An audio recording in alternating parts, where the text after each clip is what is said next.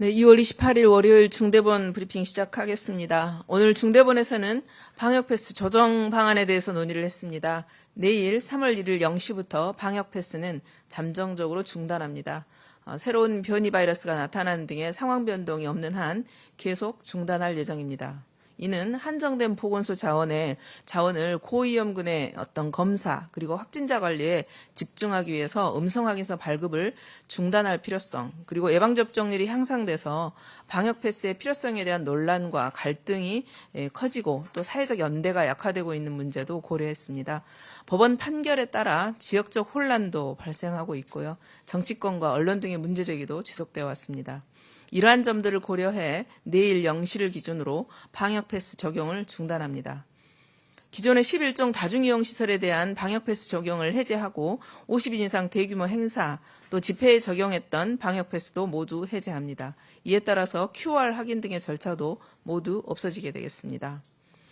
청소년 방역패스도 시행일이 4월 1일로 예정되어 있었던 만큼 3월 중 별도 조정이 없는 경우 시행이 중단되겠습니다. 이와 함께 보건소, 보건선별진료소와 또 임시선별검사소에서 음성 확인서 발급도 중단합니다. 방역패스를 해제함에 따라서 음성 확인서 발급 필요성이 없게 되었기에 후속되는 조치입니다. 특히 음성 확인서 발급을 임의적으로 요청하고 있는 기업, 또 기관 등은 이 점을 고려해서 음성 확인서 제시 요청을 자제해 주실 것을 당부드립니다. 개인적인 용도로 음성 확인 소견서가 필요한 경우에는 동네 의료기관에 방문하셔서 별도로 발급받으시기 바랍니다. 방역패스 중단으로 기존의 음성 확인서 발급 업무 등에 투입됐던 보건소 인력들은 고위험군에 대한 신속한 검사 그리고 재택치료 관리에 투입할 수 있게 될 것입니다. 이를 통해서 오미크론 대응을 보다 강화하고 업무 지연 등 국민분들께 끼쳤던 불편함이 발생하지 않도록 최선을 다하도록 하겠습니다. 다음으로 주요 방역 지표에 대해서 말씀드리겠습니다. 지난 1주간의 위험도 분석에 대한 세부 내용은 방대본 브리핑에서 설명드릴 것입니다. 그 외에 위중증 환자 수는 오늘 기준으로 715명입니다. 사망자는 주간 평균 86.9명이며 오늘 기준으로는 114명의 사망자가 발생했습니다. 고인의 명복을 빌고 또 유가족들에게 심심한 위로의 말씀 함께 전합니다. 오미크론의 중증화율과 치명률은 델타보다 낮습니다. 특히 접종 완료자에 있어서는 계절 독감과 유사한 수준이라고 설명드린 바 있습니다.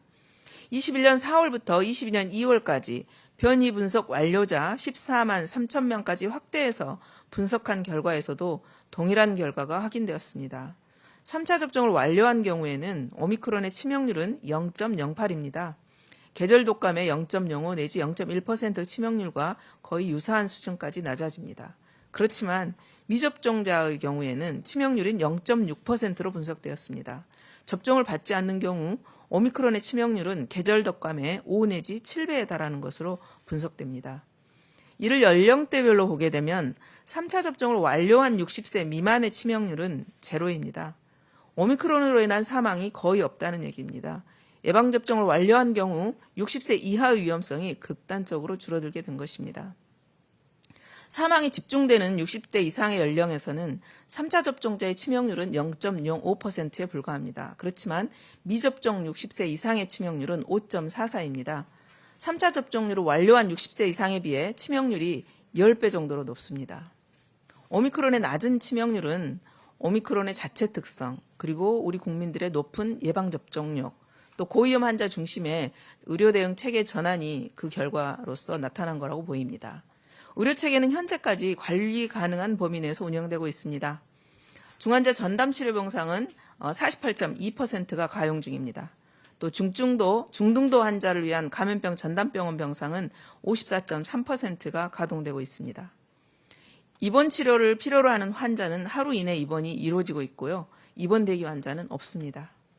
확진자 급증에 따라 의료체계 역량을 확충하기 위한 방안 역시 마련하고 있습니다. 의료진의 확진자가 급증해짐에 따라서 의료 공백에 발생하지 않도록 지난주 목요일 의료기관 업무 연속성 지침 계획, BCP 계획이라고 하죠. 이 지침을 보완한 바 있습니다.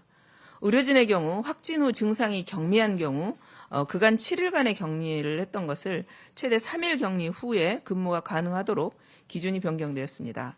따라서 각 보건소에서는 보완된 기준에 따라서 의료기관 안에서 격리기간을 단축할 수 있도록 협조해 주시기 바랍니다. 또한 18세 이하 소아청소년 확진자가 증가하고 있습니다. 이에 비해서 소아청소년 환자 진료 역량 또한 확충을 해야 합니다. 그래서 소아 환자 관리를 위한 거점 소아 의료기관을 지정했고요. 소아 전문 응급의료센터도 구축하고 있습니다. 아울러 소아 환자의 외래 진료 인프라 확충을 위해서 지속적인 노력과 준비 차질 없이 진행하겠습니다. 오늘부터 보건소에 총 3,000명의 중앙부처 인력이 파견됩니다. 이분들은 보건소에서 기초 역학조사와 문자 발송 등의 업무를 담당하게 됩니다. 오늘은 총 42개 중앙부처에서 2,474명이 파견됩니다. 나머지 526명은 순차적으로 3월 2일부터 보건소에 파견될 예정입니다. 이를 통해서 확진자 급증으로 보건소 업무가 가중되고 있는 상황에서 중앙부처와 지자체가 협력함으로써 보건소의 업무 부담이 줄어들 것으로 기대하고 있습니다. 방역 패스는 중단됐지만 60세 이상 연령층과 미접종자분들께는 앞으로 더욱 주의를 당부드립니다.